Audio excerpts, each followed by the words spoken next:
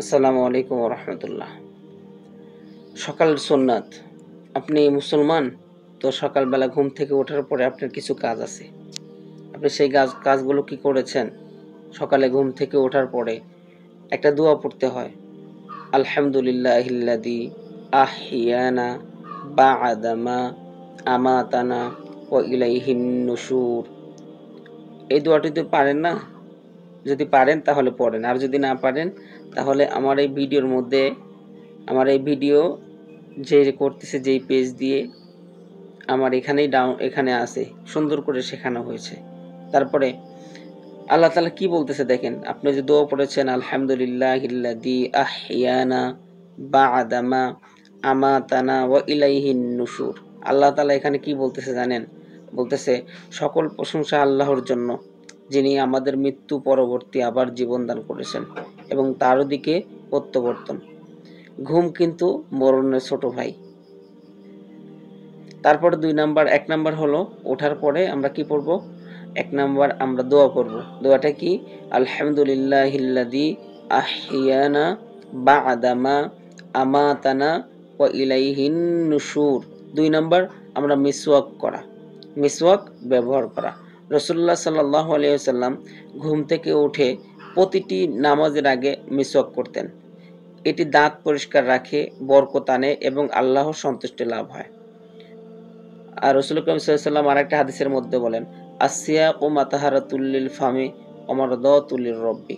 মিসওয়াক মুখের পরিচ্ছন্নতা এবং আল্লাহ তাআলার সন্তুষ্টির মাধ্যম। মিসওয়াক করার দ্বারা আল্লাহ তাআলার সন্তুষ্ট করা যায়। তারপরে ৩ নম্বর হলো ডান দিক দিয়ে জুতা পরা। মানে প্রত্যেকটা কাজই আমরা ভালো দিক দিয়ে শুরু করব। প্রত্যেকটা কাজ আমরা মুসলমান যারা ডান দিক থেকে শুরু করব। প্রত্যেকটা ভালো কাজ আমরা ডান দিক থেকেই শুরু করব। যেমন বিসমিল্লাহ পড়ব প্রত্যেকটা জিনিস ধরার আগে, প্রত্যেকটা কাজের শুরুতে, ভালো কাজ করার শুরুতে। এই জন্য আর কি। রাসূল সাল্লাল্লাহু আলাইহি ওয়াসাল্লাম কি বলেছে যে মিসওয়াক করব, তারপরে ডান দিক থেকে জুতা পরব। আসলে শুরুতে কিন্তু জুতাটাই পরতে হয়। কোথাও যাইতে হলে জুতাটা পরতে হয়। তাহলে জুতা পরব ডান দিক থেকে শুরু করে। সহিহ বুখারী ও মুসলিম শরীফে আছে হাদিসটা। ৪ নাম্বার আল্লাহর জিকিরে দিন শুরু করা। আল্লাহর জিকিরে দিন শুরু করা। জিকির, ঘুম থেকে উঠে আল্লাহর নাম স্মরণ করা।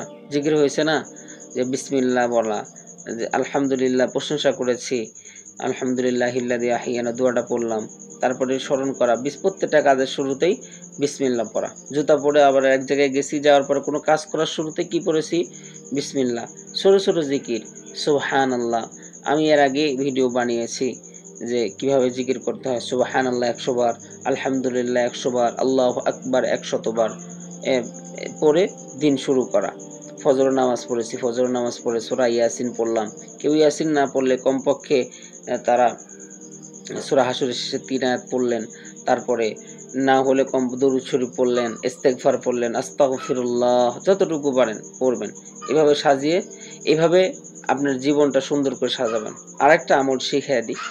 এই আমলটা হলো, কেউ যদি সুবহানাল্লাহি ওয়া বিহামদিহি সুবহানাল্লাহিল আযীম এই দোয়াটা যদি ১০০ বার পড়ে, কতবার? ১০০ বার কেউ যদি পড়ে, তো কয় যে হাদিসে আছে, কয় সমুদ্রের ফেনা পর্যন্ত যদি তার গুনাহ থাকে, আল্লাহ তাআলা তাকে মাফ করে দিবেন। সুবহানাল্লাহ। এই জন্য ভাই, হায়াতের জিন্দেগিটা খুবই অল্প। হায়াতের জিন্দেগিটা কখন শেষ হয় বুঝতে পারবেন না। হায়াতের জিন্দেগি আপনার এত দাম, জান্নাত কামাই করার একটা সময়। এই সময়টা এত দাম, এই হায়াতের জিন্দেগিটা মূল্যায়ন করে জান্নাতটা কামাই নেন। আল্লাহ তাআলা সবাইকে আমল করার তৌফিক দান করুন। তাহলে আজকের টপিকটা ছিল ঘুম থেকে ওঠার ৪টা সুন্নাহ। ১ নাম্বার ঘুম থেকে উঠে দোয়া পড়া, ২ নাম্বার মিসওয়াক করা, ৩ নাম্বার ডান দিক থেকে জুতা পরা, ৪ নাম্বার আল্লাহর জিকিরে দিন শুরু করা। আল্লাহ তাআলা সবাইকে আমল করার তৌফিক দান করুক।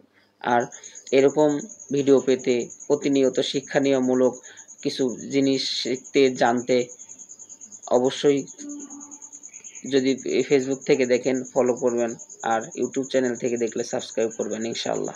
আসসালামু আলাইকুম ওয়া রাহমাতুল্লাহ।